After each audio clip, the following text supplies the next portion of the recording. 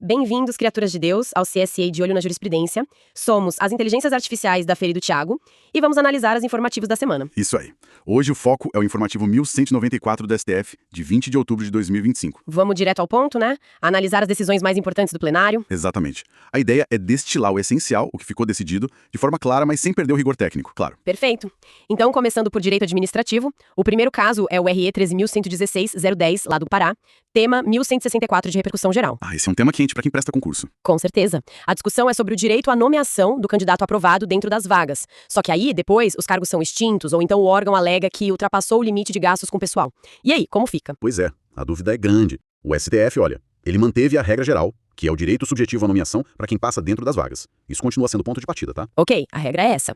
Mas teve alguma flexibilização? Teve. O Supremo disse que esse direito pode ser afastado, mas só em duas situações bem específicas. Se os cargos forem extintos depois do concurso, ou se o limite prudencial de gastos da Lei de Responsabilidade Fiscal for mesmo extrapolado. Entendi. Então existe essa possibilidade de afastar o direito. Existe, mas com várias condições. Tem que ser algo superveniente, ou seja, aconteceu depois do edital. Precisa ser muito bem motivado, não é qualquer desculpa. Certo. E o ponto crucial, tem que acontecer antes de terminar a validade do concurso. Se o concurso já expirou, aí não pode mais. E também não pode ser um jeitinho para depois fazer contratação temporária, sabe? Importante isso. Então a administração não pode criar a situação de propósito. Exato. A regra é nomear. A exceção é essa situação fiscal administrativa muito grave, superveniente, motivada e dentro da validade do concurso. A tese do tema 1164 basicamente firmou isso. E no caso concreto lá do Pará, como ficou? Olha que interessante. No caso específico, a extinção dos cargos ocorreu depois que a validade do concurso já tinha acabado. Então o direito do candidato já estava consolidado, não tinha mais como mexer. O STF seguiu a linha do RE 598.099, que é o grande precedente sobre isso. Faz sentido. Protege o concursado, mas também não ignora dificuldades reais da administração, desde que comprovadas, né? Exatamente. Bom, ainda em direito administrativo, vamos para a ADI 3.496, de São Paulo. Nepotismo na pauta. A nepotismo, sempre volta, né? Sempre. Aqui a briga era sobre uma lei paulista. Ela proibia nomear parentes, até terceiro grau, de desembargadores e juízes, para um cargo em comissão específico. Assistente jurídico de desembargador. Era uma vedação bem geral. E o STF achou essa proibição total constitucional? Não totalmente. A decisão foi declarar a lei parcialmente inconstitucional. O Supremo disse o seguinte: se o parente for um servidor efetivo, concursado da própria carreira do judiciário, ele pode sim ser nomeado para esse cargo em comissão. Mesmo sendo, sei lá, filho ou irmão de um desembargador? Tem condições para isso. Tem duas travas bem importantes. Primeira, não pode ter subordinação direta entre esse servidor e o magistrado que é parente dele. Um não pode ser chefe direto do outro. Ok. Segunda, tem que ter compatibilidade de qualificação para o cargo. Precisa ver a escolaridade, a experiência, se as tarefas do cargo de assistente batem com o preparo desse servidor. Interessante. Parece que buscaram um equilíbrio, né? Tipo, evitar o nepotismo clássico, da súmula vinculante 13, mas sem barrar um servidor de carreira que já provou capacidade no concurso de assumir uma função de confiança, desde que não seja para trabalhar direto com o parente. Foi exatamente esse o raciocínio. A proibição total da lei paulista foi vista como excessiva, porque acabava excluindo gente qualificada que já estava lá dentro. A decisão até se alinha com uma exceção que já tinha numa resolução do CNJ, a número 7 de 2005, justamente para servidores de carreira. Entendi. Então a lei continua valendo em parte, mas com essa interpretação que permite a nomeação do servidor efetivo nessas condições. Perfeito. Agora, mudando a chave. Direito constitucional. E já começamos com uma ação direta de omissão, a ADO 73. Tema super relevante. Proteção do trabalhador contra a automação. Nossa, esse tema é fundamental hoje em dia. A Constituição prevê isso lá no artigo 7º, né? Inciso 27. Prevê. O problema é que desde 88 essa norma nunca foi regulamentada por lei. E é isso que a ADO questionava, essa omissão do Congresso. E o Supremo reconheceu a omissão. Reconheceu. E foi direto ao ponto. Declarou a mora inconstitucional do Congresso Nacional. Basicamente disse que o Congresso está atrasado e descumprindo a Constituição por não ter legislado sobre isso. E ficou só na declaração? Não. Deu um prazo. Fixou 24 meses para o Congresso suprir essa omissão. 2 anos para fazer a lei. Uau, 24 meses. É um prazo considerável. Um puxão de orelha, digamos. Sem dúvida. O STF ressaltou a importância disso, né? A automação avança, traz risco de desemprego, necessidade de requalificar as pessoas. Impactos na saúde, segurança. Exato. A regulamentação é vista como essencial para criar formas de adaptar os trabalhadores, sabe? Qualificação, reciclagem, negociação coletiva específica, tudo isso sem tentar frear a tecnologia, mas buscando um caminho mais justo. Muito importante mesmo essa decisão. Bom, próximo caso constitucional, ADI 5.603. Uma disputa entre a Defensoria Pública da União, a DPU, e a Advocacia Geral da União, a AGU. Isso. A questão era se o chefe da DPU, o Defensor Público Geral, pode representar a própria DPU em juízo, judicial e extrajudicialmente. A Lei Complementar 80 diz que pode. Mas qual era a dúvida? Não seria a função da AGU representar os órgãos da União em juízo? O artigo 131 da Constituição fala isso, né? Exato. Essa era a dúvida. Se a LC 80 não estaria invadindo a competência da AGU, mas o STF disse que não. A norma foi considerada constitucional. E por quê? O entendimento foi que órgãos como a DPU, que tem autonomia e status constitucional, mesmo não tendo personalidade jurídica própria, como uma empresa, eles podem sim ir a juízo, Mas pra quê? para defender suas próprias prerrogativas, suas competências institucionais. Ah, entendi. É pra defender a própria instituição DPU, não a União como um todo, que aí seria a AGU. Exatamente. É uma capacidade processual específica para defender os interesses da defensoria, enquanto instituição autônoma. Isso, inclusive, ajuda a evitar conflitos de interesse, né? Imagina a AGU tendo que defender a União contra um interesse da DPU. Verdade, ficaria complicado. Então, validaram o artigo 8º, inciso 2 da LC 80. Ok. Próximo. ADI 6061, lá do Ceará. Novo regime fiscal estadual versus autonomia da Defensoria Pública do Estado. Isso aí.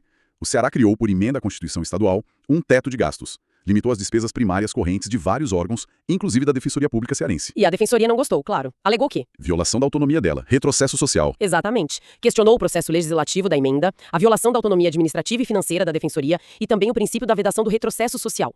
Argumentou que limitar o orçamento prejudicaria o acesso à justiça. E o STF concordou com a Defensoria? Não concordou. A emenda constitucional do Ceará foi considerada constitucional. O Supremo fez uma ponderação. Que tipo de ponderação? Primeiro, disse que o processo legislativo foi ok. Segundo, que a autonomia da Defensoria, embora seja muito importante, não é absoluta. Ela não impede que o Estado tome medidas gerais de ajuste fiscal que acabem afetando o orçamento dela. Terceiro ponto. O equilíbrio fiscal é necessário para o próprio Estado conseguir bancar as políticas públicas, inclusive as que a Defensoria executa. Sem dinheiro não tem política pública. Mas e a autonomia para gerir o próprio orçamento, como fica? O STF entendeu que essa autonomia interna é mantida. A Defensoria continua decidindo como vai gastar o dinheiro que recebeu, quais são suas prioridades dentro daquele limite orçamentário. A limitação é no valor total, dentro de uma regra fiscal que vale para vários órgãos. Entendi. É aquele equilíbrio delicado de novo. Autonomia versus responsabilidade fiscal do Estado. Beleza. Seguindo. ADI 7145, de Minas Gerais. Emendas parlamentares em projeto do Executivo. Os famosos contrabandos legislativos, né? O caso foi assim. O governador de Minas mandou um projeto de lei só para tratar de reajuste linear para os servidores. Simples. Só isso. Só. Mas aí, lá na Assembleia Legislativa, os deputados enfiaram emendas no projeto que não tinham nada a ver com reajuste. Falavam de mudança de padrão remuneratório, de carreira, criaram auxílio social, até anistia administrativa. Nossa, misturaram tudo. E o pior, isso deve ter gerado mais despesa, né? Sem previsão. Exatamente. Esse foi o ponto central. E aí o STF foi lá e declarou esses artigos incluídos pelas emendas, os artigos 10 e 11 da Lei Mineira, como inconstitucionais. Por quê? Quais foram os motivos? Basicamente 3. Primeiro, violação da iniciativa privativa do chefe do Executivo. Deputado não pode propor lei sobre regime jurídico e remuneração de servidor. Isso é matéria do governador. Artigo 61 da CF. Certo. Vício de iniciativa. Segundo, falta de pertinência temática. As emendas eram jabutis mesmo. Assuntos totalmente estranhos ao projeto original de reajuste. E terceiro, que é fatal. Aumento de despesa sem a devida estimativa de impacto orçamentário e financeiro. Isso viola o artigo 63 da Constituição e o 113 do ADCT. Não pode criar despesa sem dizer de onde vem o dinheiro e quanto vai custar. Regra básica de responsabilidade fiscal no processo legislativo. Exato. O STF até fixou 2 teses bem claras sobre isso.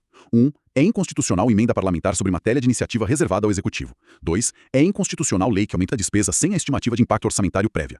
Um recado bem direto. Claríssimo. E para fechar a parte constitucional, a ADI 4.871 de Sergipe. Formação mínima de professores. Essa é boa também. Sergipe fez uma lei complementar estadual, exigindo um nível superior como formação mínima para professores da educação infantil e das séries iniciais do fundamental.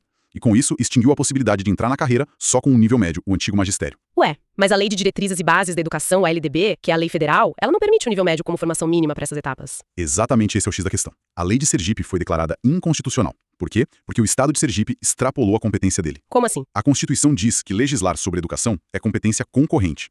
A União faz as normas gerais, no caso, a LDB. Os estados podem suplementar, complementar essa legislação. Podem detalhar, adaptar à realidade local. Mas não podem contrariar a norma geral federal, certo? Perfeito. Não podem contrariar. E a LDB, lá no artigo 62, estabelece o nível superior como formação preferencial, mas admite o nível médio, na modalidade normal, o magistério, como formação mínima para a educação infantil e os anos iniciais do fundamental. Ah! Então, quando o Sergipe veio e disse não, aqui o mínimo é superior, e acabou com a opção do nível médio, o Estado criou uma exigência maior do que a norma geral federal permite como mínimo. Invadiu a competência da União para definir as diretrizes e bases, artigo 22 da CF. Entendi. O Estado não pode elevar o piso estabelecido pela União. Pode complementar, mas não restringir mais do que a lei federal já faz. Isso. A regra do jogo federal tem que ser respeitada. Bom, agora vamos para a reta final. Direito processual civil e do trabalho.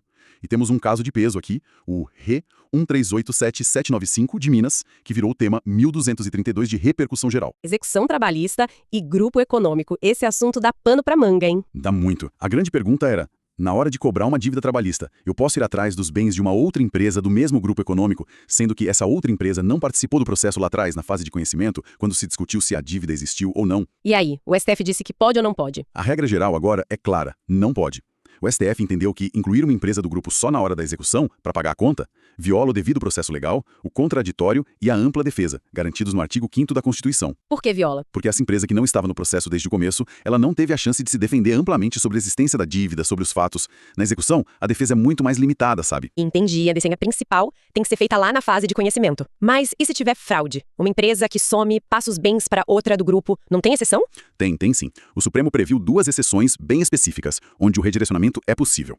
Primeira, nos casos de sucessão empresarial, quando uma empresa assume as atividades da outra, artigo 448-A da CLT. Ok, sucessão. E a segunda? Segunda, nos casos comprovados de abuso da personalidade jurídica, que é quando rola desvio de finalidade ou confusão patrimonial entre as empresas do grupo, aquela coisa de usar a estrutura para fraudar mesmo, artigo 50 do Código Civil. Tá, então se for sucessão ou abuso comprovado, aí sim pode incluir a outra empresa na execução para pagar a dívida. Pode. Mas, e aqui vem um ponto muito importante, não é de qualquer jeito. É obrigatório instaurar o incidente de desconsideração da personalidade jurídica, o famoso IDPJ. Ah, o IDPJ, previsto no CPC e na CLT, né? Exatamente. Artigos 133 a 137 do CPC e o 855-A da CLT, que foi incluído pela reforma trabalhista. Esse incidente serve justamente para dar à empresa que vai ser incluída a chance de se defender antes que os bens dela sejam bloqueados. Tem que ouvir a empresa primeiro. Entendi. Então, mesmo nas exceções, sucessão e abuso, não é automático. Precisa abrir o incidente, provar o abuso ou a sucessão ali dentro e dar a chance de defesa para a empresa que vai entrar na execução. Isso muda muito a prática, né? Muda radicalmente. Antes era comum simplesmente pedir o redirecionamento direto para o juiz. Agora não. A tese do tema 1232 deixou isso bem amarrado. Regra geral é não poder redirecionar para quem não participou da fase de conhecimento. Exceções são sucessão e abuso, mas sempre via IDPJ. E essa regra vale para processos antigos também? Vale. O STF disse que se aplica mesmo aos redirecionamentos que aconteceram antes da reforma trabalhista de 2017. Só ficam de fora os casos que já transitaram em julgado, os créditos que já foram pagos e as execuções que já acabaram ou foram arquivadas definitivamente. Nossa, que reviravolta importante na execução trabalhista. E no caso concreto que gerou o tema, o que aconteceu? No caso concreto, a empresa tinha sido incluída na execução sem ter participado da fase de conhecimento e sem ter tido IDPJ. Por isso, o recurso dela foi provido pelo STF aplicando essa nova tese. Um impacto gigantesco, sem dúvida. Bom, para fechar o plenário, temos a ADI 2527. Discussão sobre o requisito da transcendência no recurso de revista lá para o TST. Isso, outro tema processual trabalhista relevante. A briga era sobre a validade do artigo 1º de uma medida provisória, a MP 2226, lá de 2001. Essa MP criou a exigência de demonstrar a transcendência para o recurso de revista ser admitido no TST. Transcendência. Aquela ideia de que o caso tem que ter relevância econômica, política, social ou jurídica que ultrapassa o interesse individual das partes, né? Exato, é um filtro.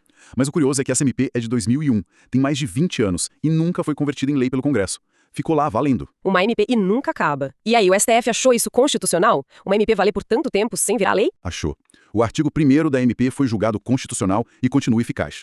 O STF usou alguns argumentos. Primeiro, como a MP foi editada antes da Emenda Constitucional 32 de 2001, que mudou as regras das MPs, ela continua valendo até ser revogada ou o Congresso deliberar sobre ela, conforme uma regra de transição da própria Emenda 32. Entendi. A regra antiga permitia isso. Isso. Segundo o STF, considerou que lá em 2001 havia, sim, relevância e urgência para editar a MP. O TST estava abarrotado de recursos, precisava de um mecanismo para racionalizar. Terceiro, o requisito da transcendência em si, que depois foi até melhor detalhado pela reforma trabalhista de 2017, foi considerado um filtro legítimo. Legítimo em que sentido? No sentido de selecionar os recursos que realmente merecem a atenção da Corte Superior para uniformizar a jurisprudência em temas importantes, sabe? Ajuda da celeridade sem violar o direito de defesa ou a segurança jurídica na visão do STF. E teve também um argumento mais prático de estabilidade, né? Teve, foi forte. O STF ponderou que declarar a inconstitucionalidade dessa exigência agora, depois de mais de 20 anos de aplicação, criaria uma insegurança jurídica gigantesca, anularia milhares de decisões. Então, por segurança jurídica, também mantiveram a validade. Mas cobraram o Congresso, né? Sim, fizeram um apelo ao Legislativo para que finalmente discipline o assunto em lei de forma completa. Os outros artigos da MP, o 2º e o 3º, foram considerados prejudicados, porque já tinham perdido o objeto. Entendi. Então o filtro da transcendência continua valendo, por sua função e para não gerar instabilidade. Ufa, que maratona de julgados, hein? Foi puxado, né? Mas cobrimos bastante coisa importante. Sim, passamos por limites da administração pública, concursos, nepotismo, controle de gastos, depois a concretização de direitos constitucionais como a proteção contra a automação, a autonomia da defensoria. Vimos também regras importantes do processo legislativo, sobre iniciativa, emendas. E fechamos com 2 decisões processuais de muito impacto na área trabalhista. A questão do grupo econômico na execução e a transcendência do recurso de revista. O que fica, talvez, como uma linha geral nesses julgados é esse esforço constante do STF em tentar equilibrar valores, né? Princípios constitucionais que, às vezes, parecem apontar para direções diferentes. Exatamente. É muito nítido isso. Por exemplo, o direito individual do concursado versus o interesse público. A responsabilidade fiscal do Estado no caso do limite de gastos. Uma autonomia de um órgão como a Defensoria versus a necessidade de um regime fiscal mais amplo para o Estado inteiro. A uniformidade nacional na educação versus a autonomia dos Estados para legislar. Isso. E também as garantias do processo, como o contraditório, a ampla defesa, versus a necessidade de fazer a justiça andar mais rápido, ser mais eficiente, como a gente viu nas discussões sobre a execução trabalhista e a transcendência. São equilíbrios difíceis, dinâmicos. Muito. E mostram como a Constituição é viva, né? Como ela é aplicada nessas tensões do dia a dia, nos conflitos reais da sociedade e da administração. Não tem resposta pronta. É uma construção constante. Fica essa reflexão, eu acho. Uma ótima reflexão final. Essa ponderação é o coração da jurisdição constitucional, no fim das contas. Bom, e com isso a gente encerra a nossa análise do informativo 1194 do plenário do STF. Até a próxima análise. Até lá.